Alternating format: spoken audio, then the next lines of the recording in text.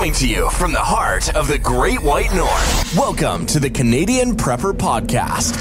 Immerse yourself in the world of preparedness with insights from seasoned experts and a touch of Canadian practicality. Your go-to source for all things survival, resilience, and self-reliance. Now, let's kick off another episode packed with knowledge and strategies to ensure you're ready for whatever life may throw your way. Stay tuned and let the journey to preparedness begin.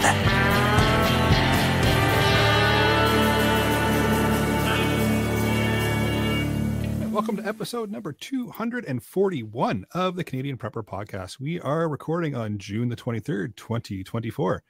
My name is Eric, host of the show based in Southern Ontario, hunter, target shooter, ham radio operator, and computer geek. As a first responder, witnessed an over-reliance on emergency services during major events and started a small preparedness company to help people get better prepared for at least 72 hours, if not longer. And I'm Jeff. I am based in Central Ontario. I'm a target shooter, ham radio operator, general overall handyman, and weather nerd. And I'm Brad. I'm in Eastern Ontario, part-time amateur prepper, constantly trying to better myself. I'm Greg. I'm a former infantryman and homesteader in Vermont. Want to help support the show? Buy some swag. We have both Canadian Prepper Podcast t-shirt and the tactical Velcro patch at prepperpodcast.ca. All the proceeds help cover our podcast costs. And if you're enjoying the show, please take a few minutes and submit a review wherever you have found us. We want your feedback, even if it's bad. We also invite you to reach out to us and tell us about something you learned this week. You can email us at feedback@prepperpodcast.ca. All right, so we've got some head-turning content for you in this episode. I'm going to start out with some relevant news articles. We'll update you on our personal preps since the last episode. We're going to get into the main topic. We're talking about risk assessment this evening. So we'll get into some news articles here. So I've got one from CP24. Just touches on the fact that Ontario might be Canada's new tornado capital. There's a lot of warnings recently. Jeff, can you verify this fact? Yeah. It used to be the prairies, but I actually touch a bit on it on my weather blurb that normally the really bad storms and tornadoes and all that stuff are usually in the deep south. Like we're talking, like Texas, Oklahoma, Louisiana, like those areas. And they've moved north, like way north, like into Iowa and Kansas and those places. And yeah, obviously if you've ever looked at the map, most of Southern Ontario is actually below the borderline. And we're actually, I would say technically we're into the States and we're into that area. So yeah, I'm not surprised. Something new for Ontario. Mm-hmm. Mm-hmm. Just what we need. Yeah. Yeah. So my one, we talked about this, funny enough, a couple of weeks ago with an issue that went on in Atlanta. But now Calgary suffered a catastrophic water main break on one of their main feeder lines. I believe it's about, I think somebody said it's a 5 or 5.5 foot around pipeline that brought their water in, and it burst. And that happened on June the 5th.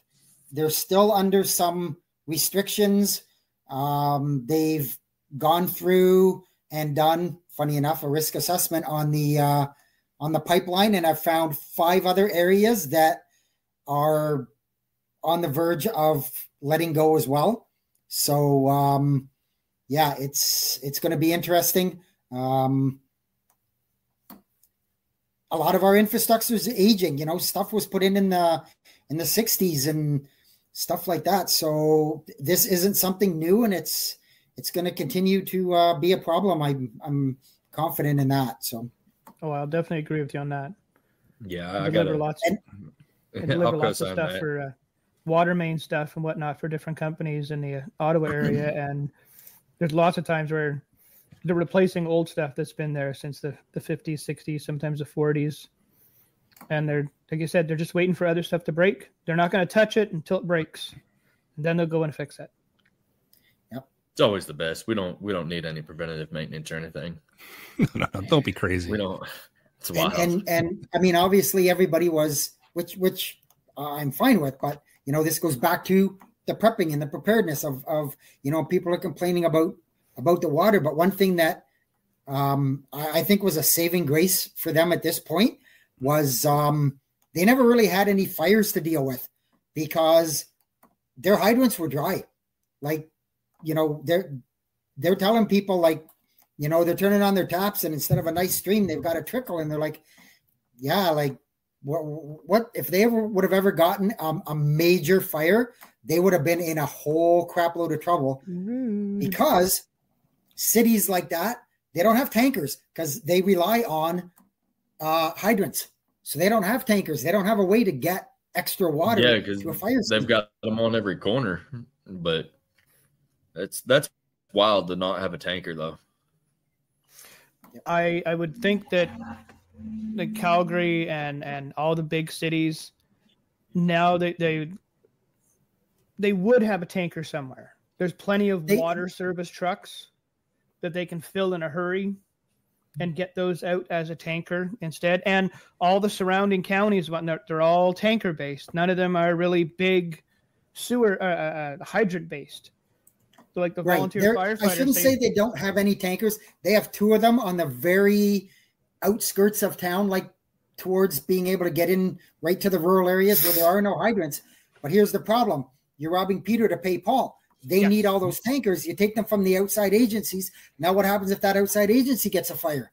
Right? Well, to be honest, they do a tanker assist. And so if County A, if City A has no water, like Calgary, and County B is just outside and has tankers, counties E, F, and G near County B will step up and take their place. If needed, they'll be put on tanker assist standby so that they're ready to go if something happens. And those tankers, like milk truck tankers, we've all seen the milk truck tankers. That's basically what the fire tankers are. They can fill. I know the one close to me, my brother-in-law works at one not too far away from here in his town. They can fill that tanker in 3 minutes or less. So those pumps are huge. And they've got most of the fire stations have big reservoirs underneath or very locally have a reservoir that is filled by the river or lake, whatnot, next to it. So they can hook up fast, fill those things quickly. When I was out in Georgia doing wildland firefighting, even though, being in Georgia, you don't really have too much hand crews for your wildland wildfires and whatnot, but basically every station that was on the outskirts, because it's rural Georgia, every last one of them had a reserve underneath at each station, and if not at the station, it's around the corner. They literally have them in like a field, just a bare field. There's nothing there but a fire hydrant. Mm-hmm. Still assumes that everything works exactly according to plan. It never does in Georgia. Which never happens. No. But sounds good on paper. Yeah. They've tried. It's better than some places where it hasn't done anything. True. This is true. At least the thought is there, and eventually the system will work. It just needs the right people. Exactly. Well, with that, shall we move into what we've done lately for preps? We'll start out with Brad. Work as usual. Had a really good long week. Few parts ordered and received for my redneck camper. Be taken to the annual preppers meet in a few weeks from now. Yeah. Just waiting on a chance to put some of them in. Do some more building and whatnots inside it, and test it out in a few weeks down at the APM. Installed sorry, I got ahead of myself here. Seriously, now looking into a dual fuel generator. Thanks, Jeff, for some of those leads. I'm actually waiting on 2 responses. One that you sent me, and then another one from locally. installed a underground power cable this weekend to my shed. So I have two dedicated circuits going out to it. One's a 240 and one's a 120. The 240 will run the shed. The 120 will run the camper. So I can plug it in permanently. No more extension cords or small lines, whatnot. A full 30 amp line, so I can run the camper just on its own, just like at a campground. Run everything in it all the time. And then I have another, if I don't need it during the wintertime, I can tap into that line with they call them dog bones. Just little adapters you can plug into an RV plug, and you get a 120 out of it. Just got to remember that's a 30 amp, not a 15 amp. But yeah. And then so the conduit is in the ground for it. I just have to finish wiring it up over the next week or so, along with doing those parts installs for the redneck camper, and I'll update you next week on how I did. Nice. So I, because I don't have a whole house generator like somebody else does. Here we go. Had an extended power. I had an extended power outage last week. I was out for about 18 hours. So that caused me to discover a few issues with my generators. One of them was the hookup for my GenerLink. The generator itself, the hookup is different than the power cable. So I've ordered an adapter. Actually, it just came in for the generator, so that I'm going to be able to hook into the GenerLink. I did some fuel rotation, topped off some propane that I used to run not my generator, but Eric's generator, because I discovered another issue with mine, my smaller one. And so we're working on getting that fixed as well. So, but I had my big backup one. So I was able to get through it without very much of a hassle. Awesome. Yeah, same for me. Went through the fun-filled power outages there, but the Generac whole home generator did exactly what it was supposed to do. Fired back up, and we were off to the races. But learning through Jeff, he's got the same generator I do. He's got a couple kicking around, but we've got the same one, and learned that there's a little bit of a weakness with them when it comes to the battery for getting it to actually start. So we've got backup batteries en route, because there's always something to back up or double check, or one weak point in the thing. So that's it for this type of generator. One is none, right? You got it. Absolutely. You got it. So I was actually quite surprised that completely stops it from being able to start. Not good. Well, what I found out through a little bit of digging is that clicking noise that we heard. Mm-hmm. It's a valve that blocks off the gas line. So if it's running on regular gasoline, it can't backfeed. So that's what the click is it was opening that circuit, and my battery was too weak, and there wasn't enough there, and it wouldn't open the circuit to allow the propane to flow so that the generator would run. Well, there you go. Always learning something new. I could have gasoline in it if I wanted to. I've never run it on gasoline for the specific purpose of, I don't want to be messing around with having to drain it all the time and all that stuff. I prefer to just run it on propane. But I think, like Eric said, it was just a process of elimination thing. It's like mine wouldn't start. I brought his over. As soon as I turned it on and I heard the click, I'm like, hey, wait a minute. That's not here on mine. So once the outage was over, everything was done. I absconded his battery. Somehow I think the word you're looking for is stole. Yeah. Somehow I ended up on his camera. I don't know how. I thought I spray painted it, but and as soon as I put it in, acquisition. Yes, tactical acquisition. I like it.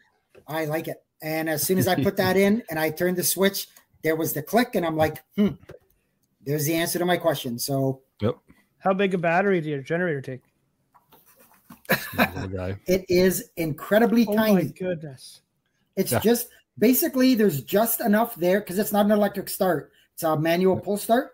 So it's just enough power to open that circuit. It's a 12 volt, 2.5 amp hour. So it's just a small little guy. Yep. Little battery. But it was enough that it wouldn't run. No. Yeah. Lesson learned. Wild. Yeah. Yep. Pretty much I've done roughly the same stuff. Fuel rotation. I did some vehicle maintenance. Put new hub assemblies on the truck.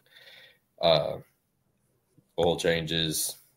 Keeping everything pretty well stocked up. Little water prep and stuff like that. Other than that, it's just working on the house, getting everything situated.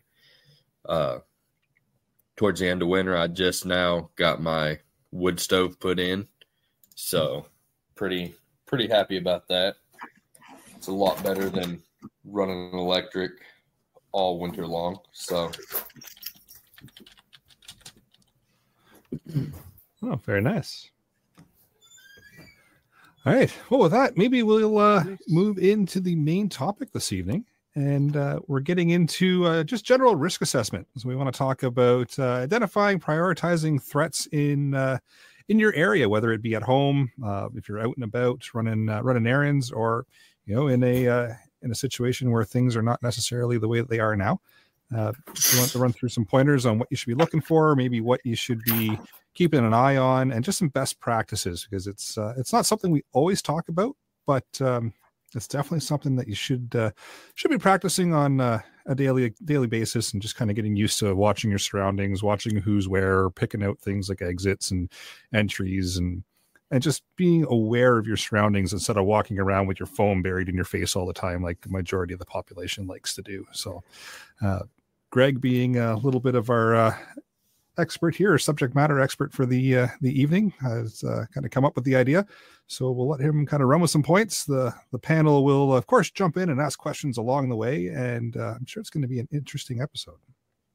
And the live chat as well, of course, jump in where you want. So pretty much I had to go through and redo my entire risk assessment, moving from Southeast Georgia back up here to, Northeast, being in Vermont and whatnot. I know a lot of people, when they think about preparedness and whatnot, they have a general idea, but not many people want to actually sit down and write it all out and prioritize those potential threats of going to a new area, or even being in the area that you've been in for a period of time now. So pretty much what I've got is, identify your potential threats, whether it be neighbors or, roads even, or weather. Going from Southeast Georgia up here, we had a major flood, messed up a lot of houses. A lot of people got hurt last year, and people are still recovering from that. So, just obviously that's something to look at. That would be, if that's a common thing, that would be high up on the priorities. And then looking at your likelihood of those threats, look at previous events that have happened in your area, your surrounding areas as well, especially with weather, So a lot of times weather's not just going to be in one area, it's going to move around. So if you see it affecting, a couple towns over, or 3, 4, 5 towns over, even over the years, chances are it's going to move your way or in the other direction. But that's one of those things, you look at what's been going on in that area and where it's all moving. After you identify the likelihood of those threats and prioritize them, identify the possible supplies to ease that event. If it's now being here would be flooding or winter with major snowstorms and stuff like that, how do I want to make that easier for myself? So you're saying you should talk about the power outages. That's right. All day, every day. On a prepper podcast? Wow. Wait a minute. What's going on around here? But no, like if it's wintertime, up in my area, super windy. Even just 10, 15 minutes from town, roads will be completely clear there. But up towards me, I've still got 1.5 feet of snow in my yard, So that would obviously be depending on the time of year, obviously June or July. I'm not going to be too worried about the snow, but if it happens, I'm ready. So it's a good point that you mentioned, just going over the history of the area you're in and figuring out what's happened in the past, because that's a great indication of what you're possibly going to be, or most likely going to be facing in the future. So yeah, taking some time and just researching where you are, or even where you're going. Like if you're planning a trip somewhere and you're leaving your primary residence and you're even just a family vacation or something, or what if it's your bug out location or somewhere you think you might go in the event of something bad happening. Researching the area and what's happened in the past will really help guide how you're going to attack that area, or how you're going to get in there, and what problems you could possibly face. So fantastic tip on that. Yeah. So, like up in my area, when the floods were happening, I was still out in Georgia, but I had already started working on buying my piece of property out in Holland. So if you're not familiar with that area, you have Holland Pond, and all of the houses in between pretty much the main drag and Holland Pond have brooks going through their yards, or through their backyards or whatnot. And so even though I'm at a higher elevation and the floods are not likely, I've still got that major water source, because it's called Holland Pond, but it's not like a pond out in your front yard, it's not like a stocked fishing pond. If it's going to go, it's going to build up quick. But after you identify the possible supplies to ease the effects of the event that's happened in your area, identify resources in your area to acquire those supplies. Obviously, we have a lot of small family-owned businesses out here, Great Outdoors. We do have big box stores and whatnot, but the local family shops is usually where I try to hit up, whether it be a gun shop or hiking store, camping store, so on and so forth. Because at the end of the day, those are going to be the guys that, if you're affected, chances are they're going to be affected too. So you shop there, you create that relationship with those people. If something bad happens, then you have, chances are they're likely to help you out, or to have your back, or show up for you because you were loyal to them. The guy that owns the local Walmart. Yeah, exactly. I know one of my big weaknesses is if there's something sketchy happening, if there's a chance I'm going to get hurt, chances are I'm going to be there. Like if there's a flood, there's somebody out there, I can get them. Watch this. I don't know. Something ain't right about me. I don't know. I think we weren't going to say it, Greg. We weren't going to say it. Yeah. Oh no. It's since he opened that door, definitely stuck on the floor. But no. Once you figure out where you can get your resources, build those relationships and whatnot, rank all of your potential threats least to most likely to happen in your area, and begin preparing for your most likely event. If sometimes the most likely event may also be the most expensive, may not be in everybody's budget. So, if you have to, start preparing for, the most affordable aspect of it, something's better than nothing. I hate to say that because, a lot of people get that in their head. Well, at least I'm doing something. Well, just because you're doing something doesn't mean it's effective. But in this case, that's why we have this. Well, it's a good point, right? It's and we always say it on the show. Like, everybody rushes in to just spend a whole bunch of money sometimes on preparedness stuff once they get into the whole preparedness mindset, and you don't have to jump right into the deep end and just drop tons and tons and tons and tons of money. Just slowly build away, slowly grab a little bit here, a little bit there. Set your goals like we've been talking about. Prioritize it. Figure out what's actually going to happen in your area. And then slowly build towards the solution. You don't have to just go and put yourself into a whole bunch of debt for just the sake of saying, okay, now I've got everything and I'm ready for this thing that may or may not happen. Right? Yeah, just build up slowly. Yeah. And borrow stuff. Go out, go camping with your buddies, see what they're using versus what you need to get.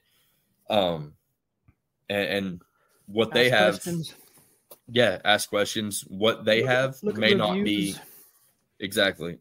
What they're using may not be right for you. That it may require a specific technique that your muscle memory just don't like.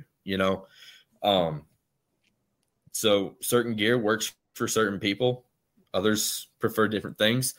So Pierre's talking about in the live chat, advise on what and how people should prioritize risk assessment for where they live. So for me, my big thing being where I am, even though we're talking about the floods, right? So flooding isn't a big thing in my part, even though it is, and because I'm at a higher elevation. I've got the snow and the wind. Brad, roughly where I'm at. I'm sure you're familiar with how heavy the winds are out that way. Yeah. I mean, I literally just lost power. Actually, last night I was finishing up building the table, and I was like, man, that's crazy. My table saw quit working.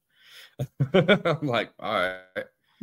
And then 20 minutes later, it was right back on. But again, I actually don't think that's anything. Don't tell me that you had to go around and plug it and unplug it and plug it and unplug it just to make sure that. No. No, I didn't. So I think there's actually a problem at the transformer. I need to call the electric company and have them come out there and have somebody sent up there, which makes me feel great because that's one less thing I got to fix. But so like I said, even though I have that possible probability of having a flood, it's not one that I'm gonna be super focused on. I'll do some stuff and have it in the truck or in the barn or in the house or something like that. But my big thing is it's going to be the wind, going to be the roads, and going to be the snow during the wintertime. I actually just said about a month ago, I believe it was, I was like, I'm trying to get like Jeff. I'm trying to have 2 years worth of wood stacked up in the barn. And, I actually just got a cord dropped off not long ago. I got a split. But yeah, that's my power outages up there, and the snow is my big thing. So I don't really have too many neighbors, and I do have some good ones. This past winter, I didn't have a tractor, and I just had I got a little Polaris 360, I think it is. Or it might be a Kawasaki. I don't even know what I got. I got a four-wheel drive four-wheeler with a plow on it.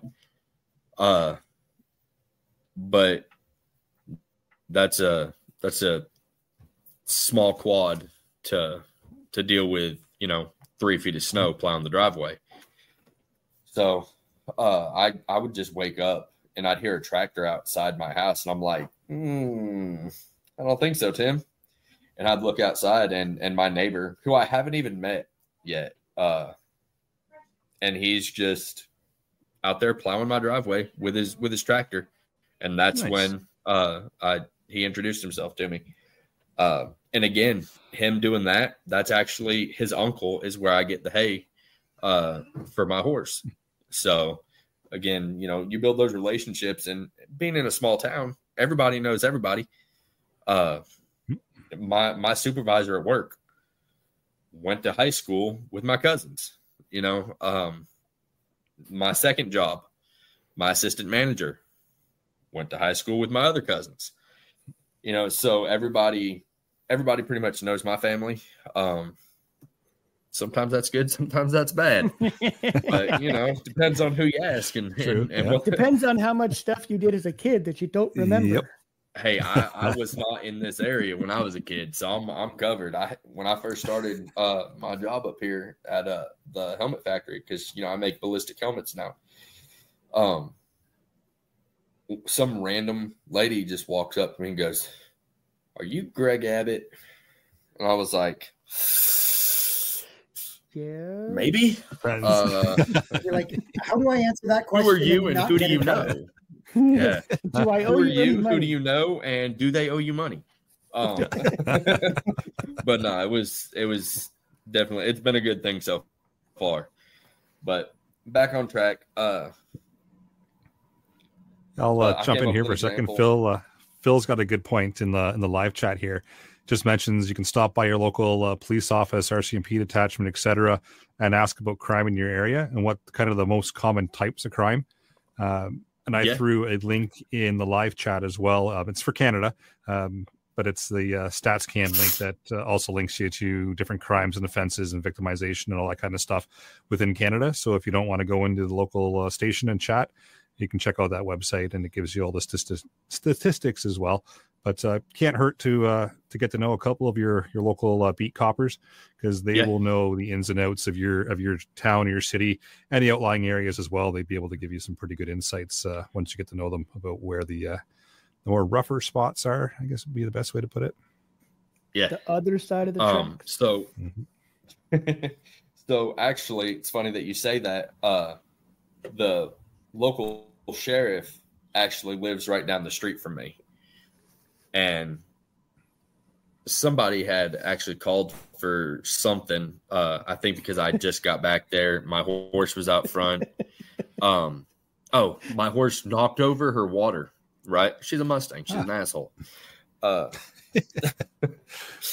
and there's the explicit button. Pierre will be proud. Yeah. So my Mustang, I hadn't gotten her big water trough yet, so I just used a 5-gallon bucket just so she'd have something out there, and I was constantly going out there. But I was on third shift, so I was inside asleep. Some random lady decides to literally come on my property while I'm asleep and mess with my horse. Never mind the fact that there's a 30-mile electric fence going around my property. Like, who are you? And then she brings me my horse's bucket. And she ended up calling the law on me, and I'm like, what? And the sheriff came out. Lady was crazy. She was like, this horse is spoiled. I was like, yeah, you're telling me. My bank account feels it. But when she showed up, the sheriff, it was the middle of the night, and it was about, well, not in the middle of the night. It was about 8 o'clock. I'm getting old, I guess. But it was dark out. That's the middle of the night. Close enough. It was dark. But she had no lights on and just pointed her headlights in my living room. And I'm like, I don't know anybody. So my first instinct, what y'all think I did? I'm popping out the house with a 1911. You know, I thought you were just going to grab the Care Bear and go out the door. Yeah. I grabbed my Share Bear. I'm sharing Freedom Fries, but no. So I Care Bear stare, and away we go. Yeah, but I pop out the house because I didn't know who it was. No blue lights or anything. No, like I've got my 1911 out the door because I've got a light on it. And I'm like, can I help you? She's like, my name's such and such. I'm the sheriff. I was like, you have got to be kidding me. That was the dumbest thing you could do. Like, who just points headlights in somebody's living room in the middle of the night? But anyway, that's enough of my rant. But America. Yeah, exactly. Like, tell me you grew up in the South without telling me you grew up in the house. What'd you do when the lights came in your living room? I pointed a gun at the sheriff. What do you mean? But anyway, my example for what we're talking about here is going to be evacuation due to flooding. So if you have to evacuate your home, first thing you want to make sure you've got documents to be able to get back. Eric, me and you were talking about this beforehand. If there's something bad to where you have to evacuate, chances are when it's cleared for you to come back in, they're still going to have roadblocks, checkpoints, and everything to make sure you're there for a legitimate reason and not just a looter coming from the next town over to, make a few bucks. So for that, documents and physical and digital copies. I think I've actually talked about this before, but obviously your driver's license or your state ID. I'd keep a digital copy. You can do it on a flash drive or in your email, because chances are you're probably going to be able to access your phone more than anything, but you can do it on your email, on your phone, and a flash drive, and your hard copies. That's everyday stuff. So driver's licenses, social security cards, land deeds to show your residency. You may move between then. You may not have your up-to-date ID. So land deeds showing exactly where you are. Each town may be blocked off, and this is actually one that I thought about today: duplicate house keys. That stuff gets lost. Yeah, a hide key underneath attached to the frame, or any outside the house, anywhere like that. The realtors' lock boxes. Yeah, I didn't think about that. That's a good one, actually. That kind of thing, like if you've got an outside shed or a gazebo or something like that, you can put it through. Like if you put an eyelet or an eye bolt through a stud, you can lock it to that, and then you always have the combination. It's just something that everybody knows, and it's quick, easy. Into it you get, and you can get into the house, and you can tell somebody else where it is if you're out of town and hey, there's a fire happening. Like I know Jeff and Eric live close to each other. That for some reason there's a fire in Eric's area, and he's off traveling somewhere for work, and Jeff knows, hey, I'm going to go and get this important stuff of Eric's out of his house. Eric's told him the combination. Jeff doesn't need a key to lose. He just goes and pops open. Why do I need to wait for an emergency to go and get his important stuff? Yeah, it's just an example. Come on. We just need to beat me to it, Jeff. Beat me to it, man. Like, and then vice versa. That Jeff's out doing something at his trailer, Eric, and hey, that there's something coming, and Jeff would be devastated if he lost this. Or you just go and get it. Send him an email. Send him a text. Keys. I'm going to get it. No need for keys. Break out the 1911. You got a universal key. Back-to-back World War champ. But just let me call up the CFO for a little ATT first. We'll see how that goes. But no, after looking at your documents and everything for re-entry, and you can keep that stuff inside your emergency bag and whatnot, but supplies for the road, whether that be an evacuation bag or a inch bag or a good bag, whatever you want to do, whatever you want to think about, however you want to label anything. I like a one and done. I ain't trying to determine at the drop of a dime, what bag I'm going to grab. No, just give me the one bag, and I need enough basic stuff to get me to where I got to go, where I can resupply or so on and so forth, But looking at your supplies, food, water, shelter, fire, your normal stuff. And then after that, look at your hygiene, your clothing, extra clothing, medical and first aid. I don't mean just a first aid kit. If it's bad enough to where you're having to evacuate, then it's bad enough to where there's more in-depth injuries that can happen to you. So get with your.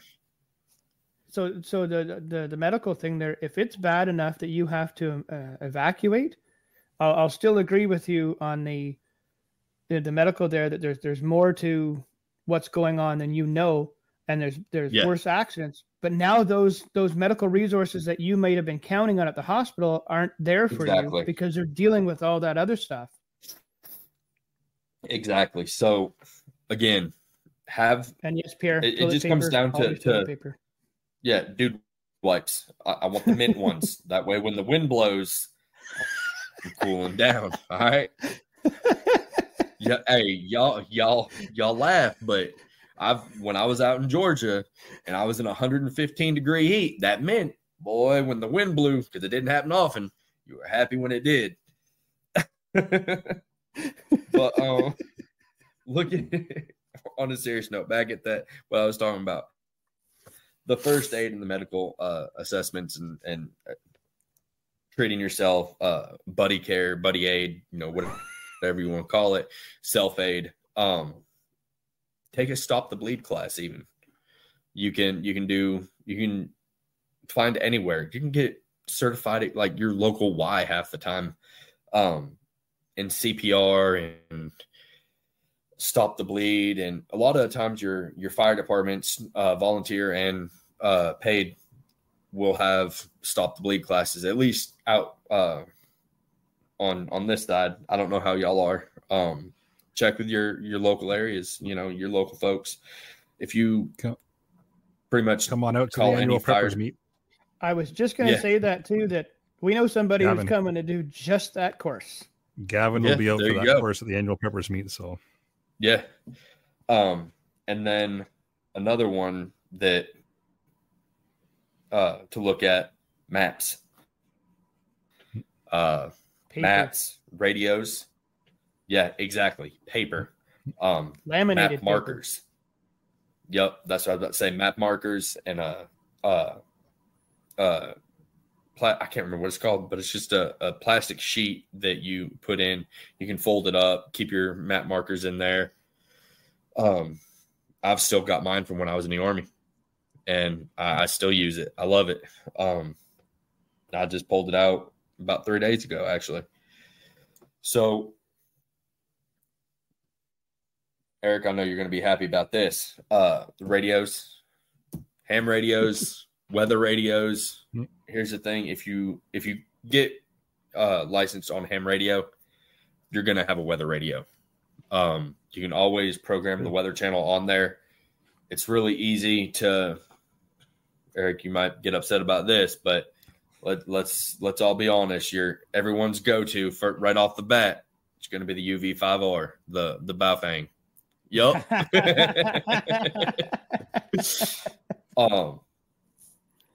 But yeah, you can literally get everything you need right there.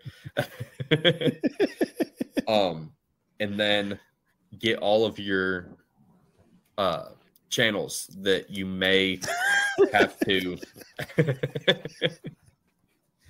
I might have one or two within hand distance. I think I've got Pierre. I got 4 of them myself, on one table at my house. But another thing,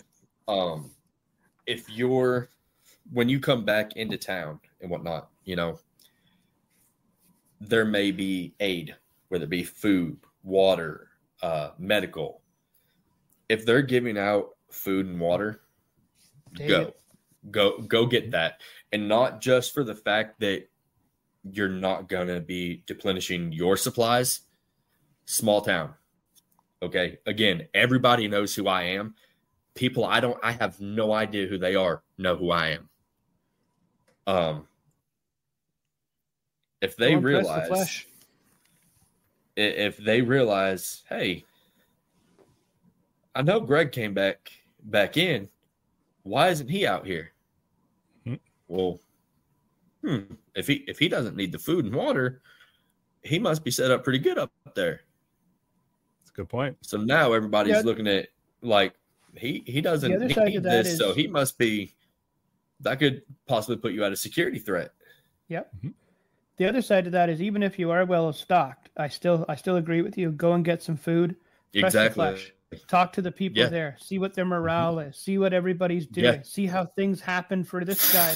Farmer Joe down here got screwed over, but Farmer Mary over there didn't. And find out what goes on. Be nosy a little bit that way. To what's the word I'm looking for here? Network. Yeah, with all these people that, like you said, they know you, but you don't know who they are.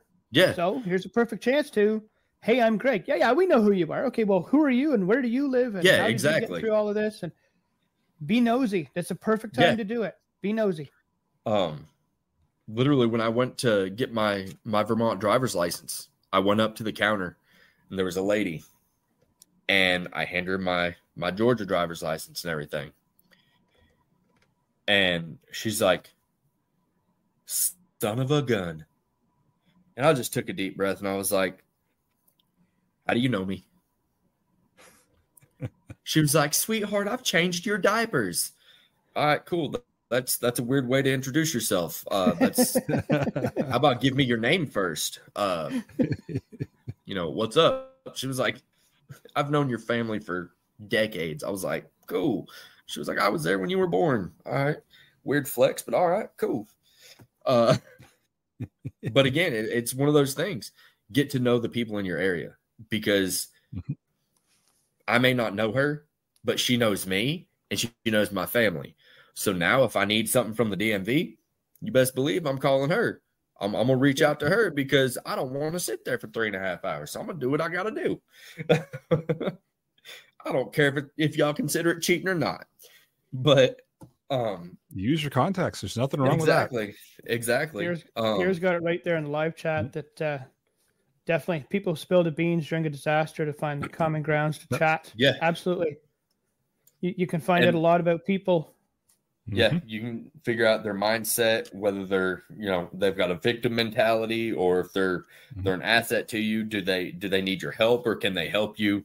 You figure out how to play your role with them, because again, it just like life, not everybody gets the same version of me.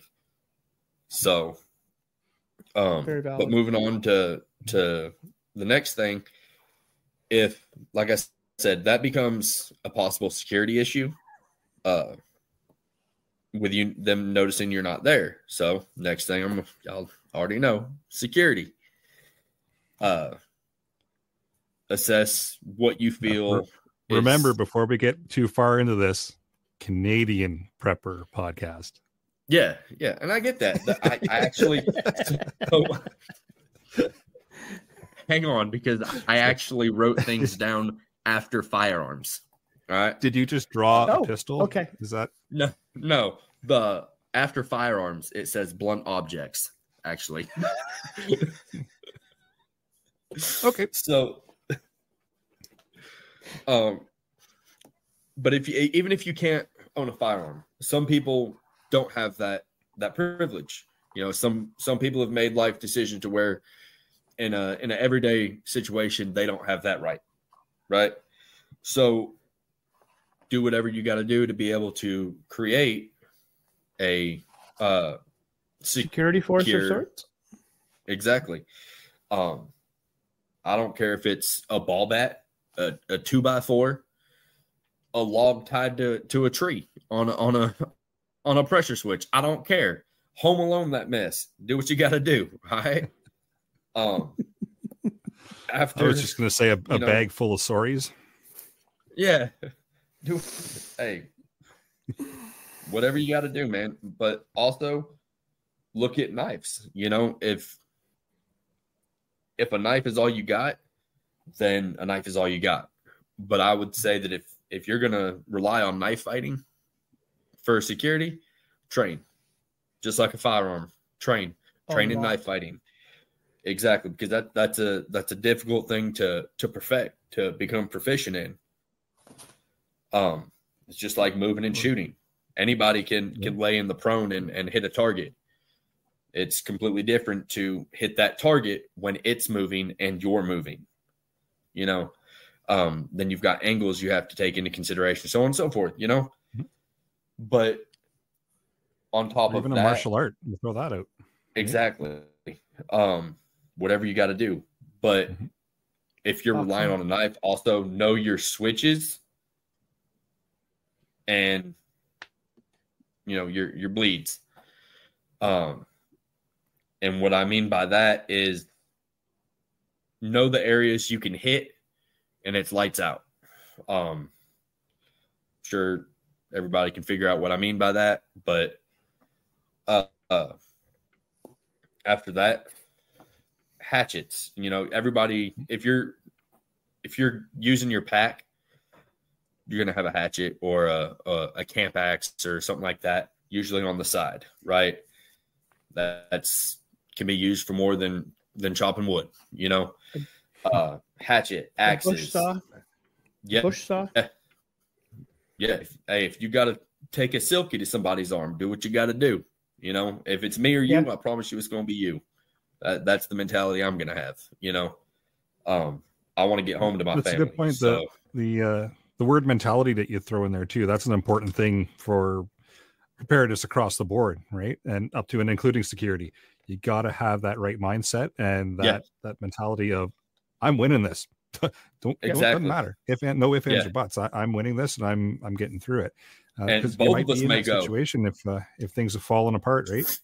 Yeah, both of us may go, but I promise you, if it's going to be both of us, I'm gonna do everything I can to make sure your ass goes first. Hey. But it's all about mindset. Yeah, exactly. Don't have that victim mentality, you know, in anything, whether it be a disaster, a fight, everyday life. I told a friend of mine a couple weeks ago, whenever you walk in a room, walk in like you own it. Yep. And if you don't want to walk in like you own it, walk in like you don't give a damn who does. Just have that mentality, you know, confident. But after security, and this is in no particular order, like I said, you know, do what is going to be best for you. You know, that's kind of what this is about. Figure out what's going to be your risk, where you need to start. But vehicles, obviously, number one on your vehicle, gas, fuel, you know, tires, obvious, tires, brakes, just general overall maintenance. Make sure the thing runs. Exactly. Make sure make sure you can jump in it and turn the key and take off and get where you got to go. But oil, tire plugs, standard tools.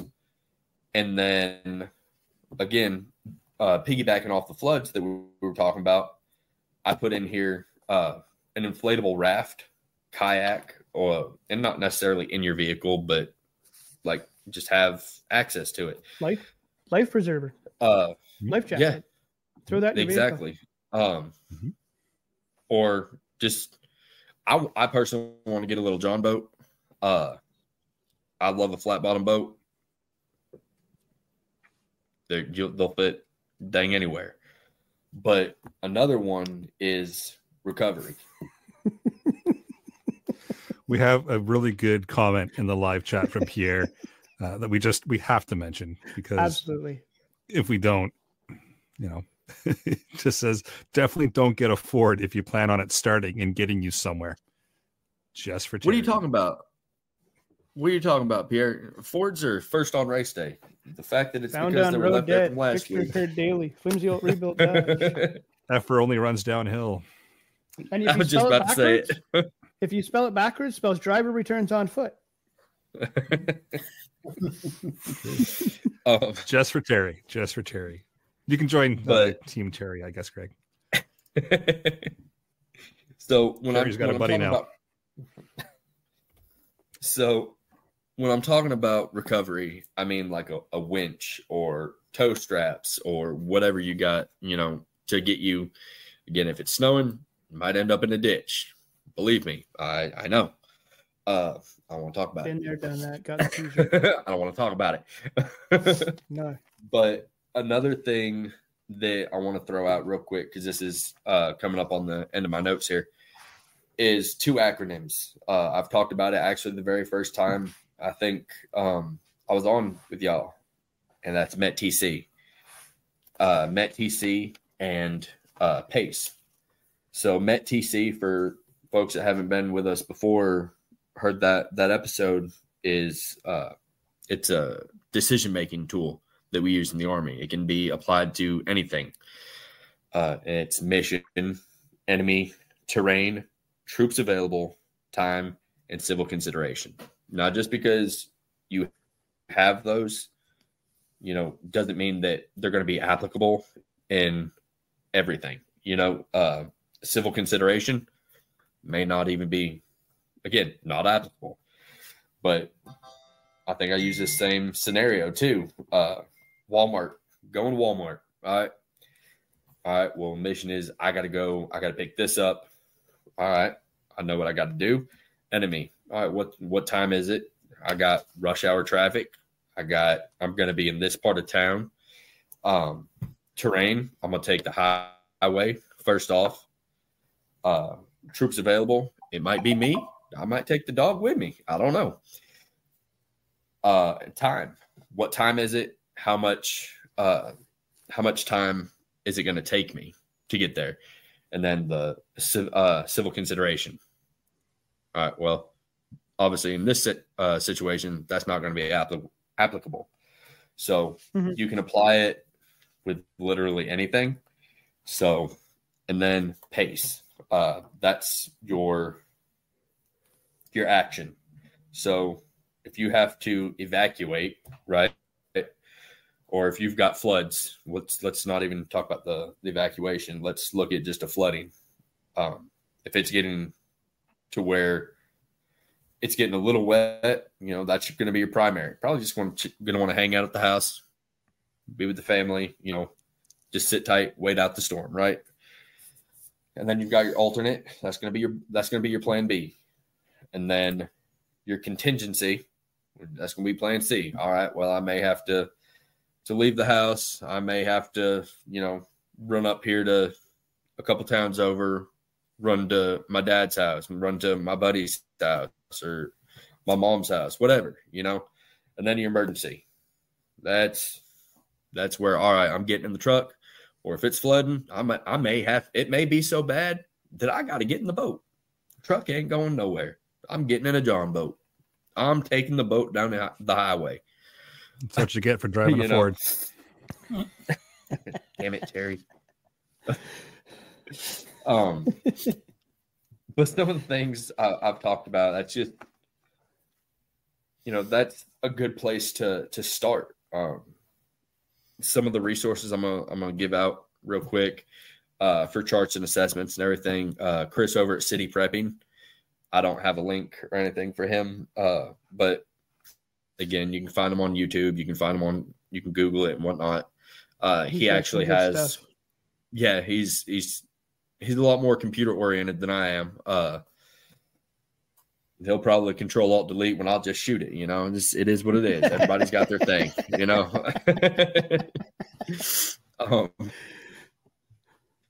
But I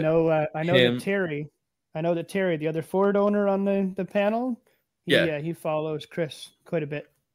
Yeah, I like him. He's very knowledgeable. But again, I find him very factual and not sensational. Yeah, and I appreciate that. So yes. Chris over at City Prepping's one, and then one that I actually found today, and that's leadingagil.org. They actually specialize. They're out in Illinois. That's what the IL is for. But they specialize in risk assessments and risk management for like businesses or homes as a homeowner, so on and so forth.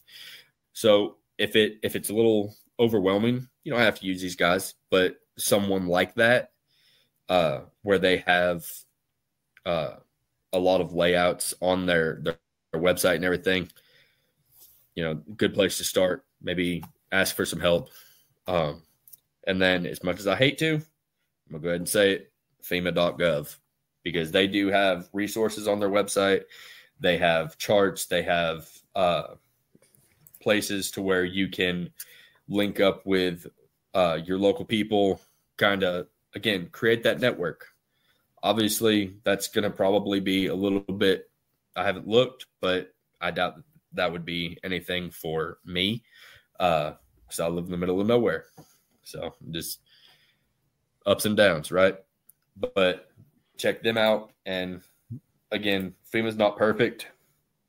Don't ever trust the government. I don't care what nobody says. But they've got resources, and it's a good foundation. It's a good place to start, if nothing else. And then when we were talking about your ham radio channels earlier, know your repeaters and everything throughout your route. Know how it's going to affect you.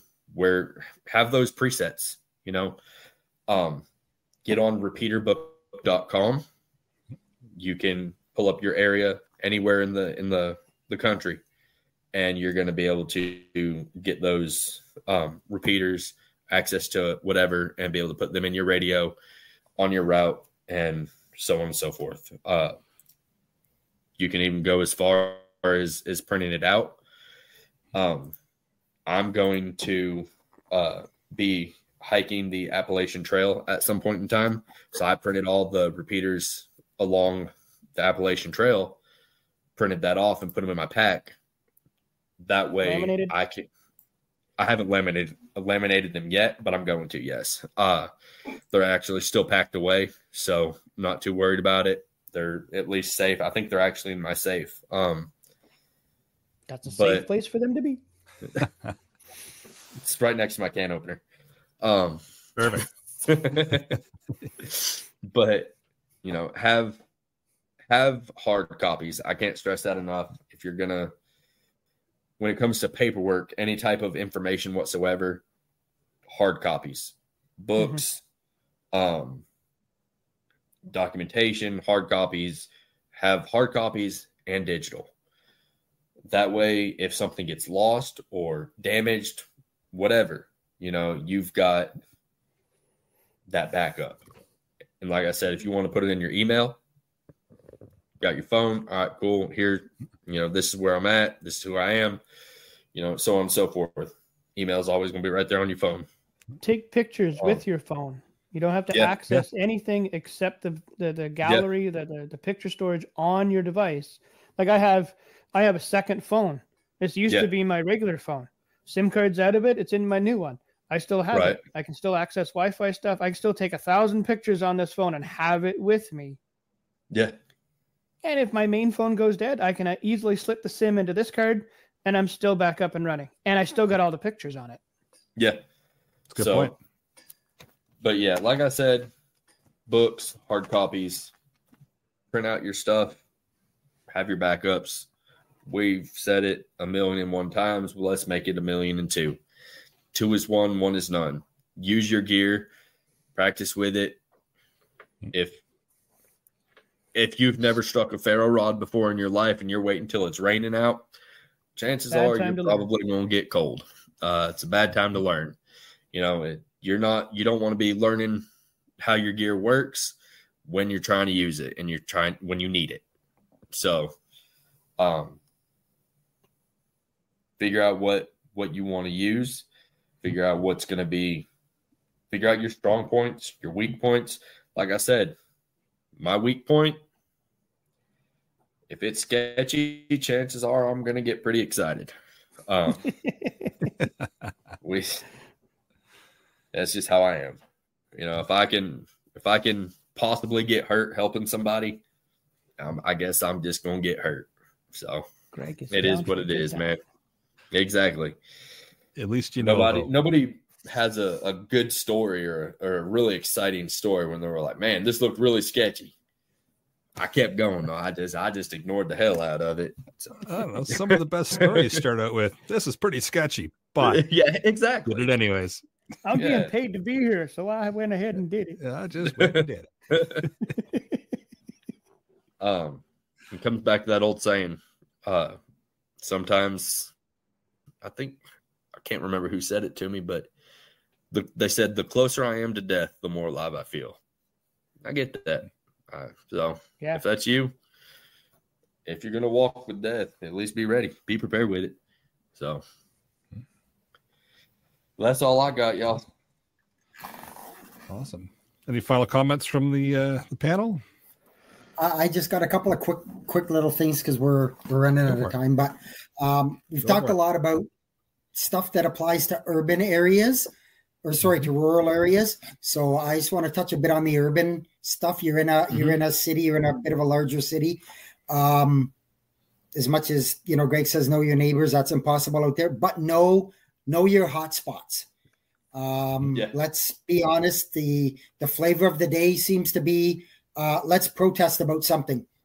Protest because my fingernails aren't as long as I want them, or protest because I seen somebody wearing the wrong color jeans or whatever. Somebody know where those people, or maybe there's a square and they don't like the name of it, so they're going to protest that. And you happen to be somewhere near that. Be aware of that. Be aware of what could come out of those protests in terms of being able to get in or out of where you live. So have a secondary route to be able to get around or get home if those protests get a little out of hand. That's kind of a big thing for me.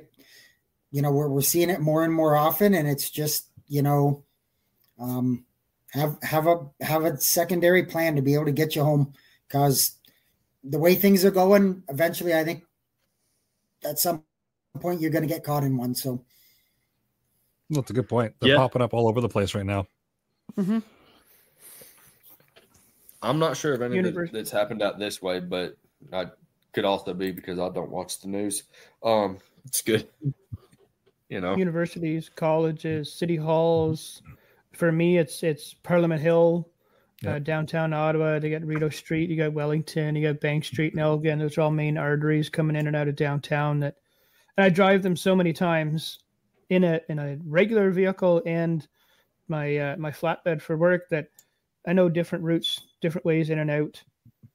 I Google stuff all the time to know where I'm going to and how to get in and out of it. And if I went one way in, I'm going the same way out, so especially if I don't know the area.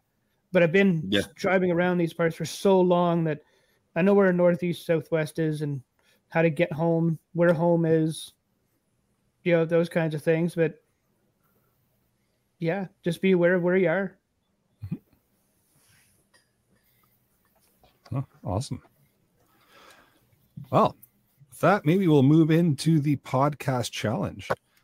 So for this episode, just be prepared with your possible threats and what's kind of around you, and just start watching the news and getting into kind of the history of things that have happened around you. And if you haven't already come up with a plan, well, we're 241 episodes in. You probably should have one by now. Might be a good idea. Yeah. Upcoming events, we've got the annual Preppers Meet coming up, so get ready for that. A good chunk of the panelists are going to be there, so come on out and learn some stuff. 5 days away, I think it is. I think so, yeah. It's coming up quick. Yeah. It's coming up quick. Where's it at? So it's in it's just outside of Alliston, Ontario. So Brad, where's that at? Let's say from you to Alliston, about 9 hours. That's a haul. That's a haul. It's a haul. It's a haul. It runs Thursday to Sunday, if that makes it worthwhile. And some of us will be there. Just saying. Yep. Jeff, you've got a weather blurb. Oh, go ahead, Jeff. Yeah, before that, I just want to comment on a thing Denny's put in the live chat there. He says he's been talking about, as I talked about the protests and all that, with people around work, so many people have no clue on what can cause a pinch point in an emergency. Had a plan, revamped the plan, and still saying WTF at times. So it's not, and that's actually a really good point that Denny It's not a one and done thing. Don't make your plan, throw it in a box and expect that 5 years later when something happens, the plan's going to work. It's always a moving plan. I was going to say a fluid thing that.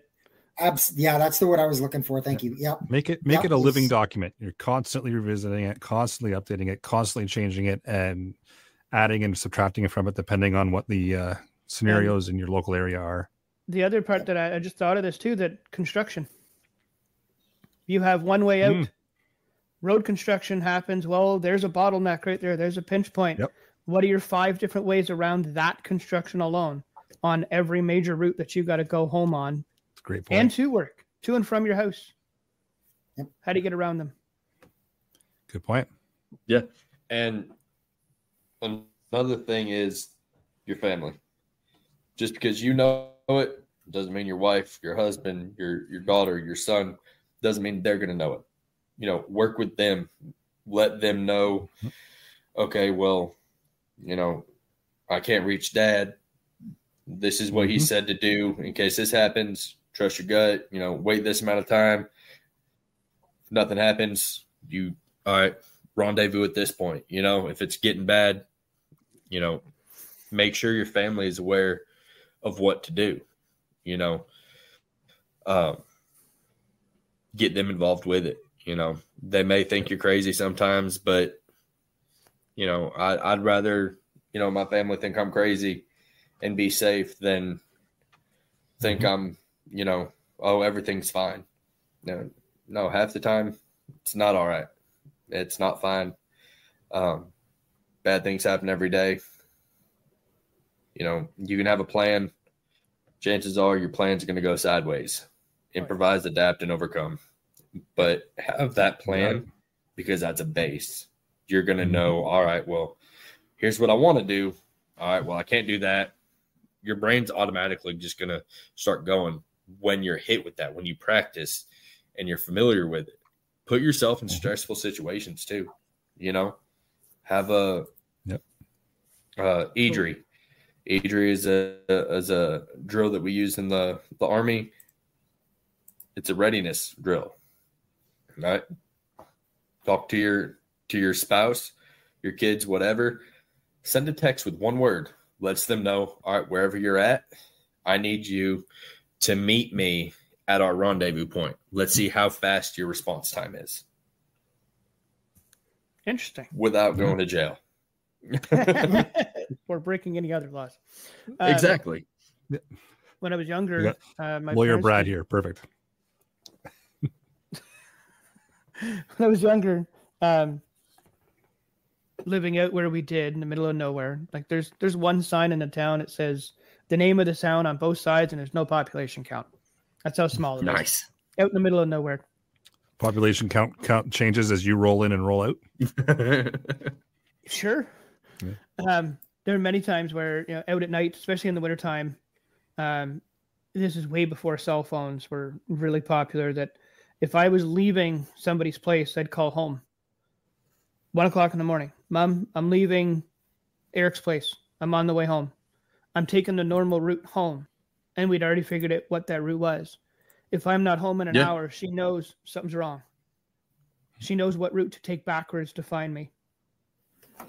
Yeah. Do the same with your kids. Do the same with your wife.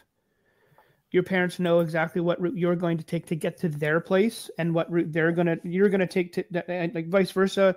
Your friends and family, you know what route they're going to normally take. Well, if you're waiting for them at their house, that's your rendezvous point, and they don't show up, you know where to go. You know the route backwards to follow. Yeah, Find exactly. them. Right. Give a grace period of 10, 15 minutes. And after that, it's like, all right. And in the wintertime, do a half an hour. Yeah, exactly. You could be getting stuck. You could be behind a snowplow. There's nothing really wrong. You're just behind a snowplow. Yeah, or a tractor. Tractors going down the road are extremely common where I'm at. Sometimes I can't go around them. You know, same here. I just got to ride it out. So, yep. Like my youngest doesn't drive, but in the last year and a half, maybe a year and a half, about when we're driving somewhere, I'll ask her, to look up from her phone if she's on it, or coloring book, or a school book she's reading or whatnot. And at random times, where are we? She looks up and, I don't know. Well, we're here at this stop sign. If you go left, you get to that town. If you go right, you get to this place. If you keep going straight and then take the next road on the right, you get to this guy's place. Oh, okay, now I know. And we keep driving. Do it again, do it again, do it again. All the time. Get her used to it right away. That if you need to get to, like, my parents' place, her grandparents' place, okay, you go here, you go here, you go here, even just walking, but you know where you're going. You know the road name is. That's where I need to get to. Okay. It's a great drill. I'm a fan of it. All right, I'll move on to the weather blurb. I'll be quick about it. Yeah. So as I mentioned the last time, when we were looking at the potential of the first named storm, tropical storm of the season, we did get that the other day. Tropical Depression Alberto, formed in the Gulf. Outside of that, for that storm, it was just a lot of rain. No reports of any other damage. A tropical depression is at the bottom of the list. You have a tropical depression, a tropical storm, then you get into the hurricanes, and you start at 1 and you go up to Cat 5. So winds in a tropical depression are maybe like 30 to 40 miles an hour. So it's not a big thing.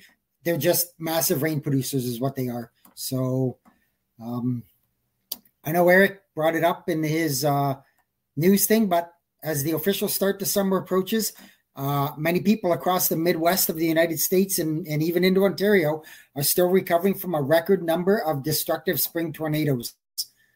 According to the National Weather Service, April and May of 2024 had the second most tornadoes on record, only behind 2011, which was just astronomical. Storm Prediction Center, again, same place, says that there's been 930 confirmed tornadoes in the first 5 months of 2024. And that's just for the U.S., obviously. 930? 930 Wow. so far this year. Yeah, in the United States. This is the fourth most active start to a year on record. And it's near the 90th percentile for the last 25-year period, which obviously is going to tell you that's way above average. Even areas that rarely see tornadoes are getting them. Greg's in Vermont, he was under a tornado warning this afternoon. New England, they were under a tornado warning as well. Those places don't normally see that kind of weather. So it just goes to show you times are changing. Weather patterns are always changing. It's not always that it's climate change. It's just weather patterns. You can go back a long time in history and you'll see how the weather patterns move around up and down, but it is what it is. In terms of tropical development, not seeing anything in the next 7 days. So I don't think we're going to be into any kind of hurricane development or even tropical storms at this point. But still, for the next 3 days, the Midwest is still going to be under enhanced risks of severe weather for the next 3 days. So that number of spring tornadoes could potentially go up. So, he mentioned it. Greg mentioned it in his thing. If you don't have a weather radio, and I know I've said it numerous times, if you don't have a weather radio, shame on you. You should, especially if you're in an area that is active for that kind of weather. I had somebody ask me the other day, I made a comment about a tornado warning that came at like 5 o'clock in the afternoon. And their comment was, well, why is it so late? It's not late. The vast majority of tornadoes happen in late in the afternoon and evenings when you've had massive daytime heating on the ground. The air starts to cool down. The ground is hot. You get a massive, everybody knows the warm air rises. So you get that real heavy uplift and updraft, and that's what causes your tornadoes. So having them in the mid-afternoon to early evening is not uncommon. So we need to resend the memo clearly. 5 o'clock's dinner time. We don't want that interrupted. No. but it's going to happen. I ain't got Jeff, time you were for no saying nader. 930 tornadoes in 5 months is an average of 186 per month, which turns out to an average of 6.2 every day. That, and when you break it down like that, that's just mind-blowing. Yeah, boggles the mind. That you know. The only other thing, obviously, if you've been anywhere around the east side of the country, Eastern Canada, Eastern US, we just finished our first excessive heat dome of the season. Temperatures were pretty hot here. We were into the mid-30s. Humid X's were approaching the 40s. And this one was a fairly long one. It went on for, I think the first heat warning came out early Monday morning and the last one expired this afternoon. So we were almost a week into that heat. So, and more will come. We're not even into July and August yet. So, Yep. It's not snow. I'll take it. I'd rather have the snow than the heat. There's times. Yeah. 29. Well, you can go out west. Just just out by the upsloping hills by Calgary and actually down into, I believe it was Montana. They got snow. They got snow in the lower in the higher elevations. They got snow like last week. They got snow. Crazy. That's crazy. All right. Well, with that, I will bring episode number 241 of the Canadian Prepper Podcast to an end. You can find the podcast on iTunes, Spotify, or really your favorite podcast app. Pretty sure we're on pretty much all of them by now. Please do submit a review wherever you do listen. It does help other people find us and, of course, encourages the algorithm. And we do record these shows live on YouTube and Facebook. If you want an early peek at the shows, please subscribe to the YouTube channel, Canadian Prepper Podcast, and click the notifications tab. That gives you an alert when we will be going live. If you want to reach me, you can send an email to feedback@prepperpodcast.ca, or I am frequently on our Discord. If you're not on the Discord and you're in an area of bad weather, get on there. I post a lot of stuff. So anybody wants to reach out, it's batbradcpp@gmail.com. I am on the Discord every so often, not as much as I would like to, and going to be at the Preppers meet in 25 days. Yeah. Oh, it's a lot less than 25 days. Yeah. You can reach me on the Discord app every now and then. I'm not on there as much as I'd like as well. Or you can reach me at crossrifleranch@gmail.com. And you can check out rapidsurvival.com and get me there on the live chat. You can also email me at feedback@prepperpodcast.ca. And I'll be at the annual Preppers meet as well. It's coming up here shortly. I'm not going to argue with you guys about the number of days. I'll just say shortly. So thanks for joining us this evening. Until next time, be prepared, stay safe, and keep learning.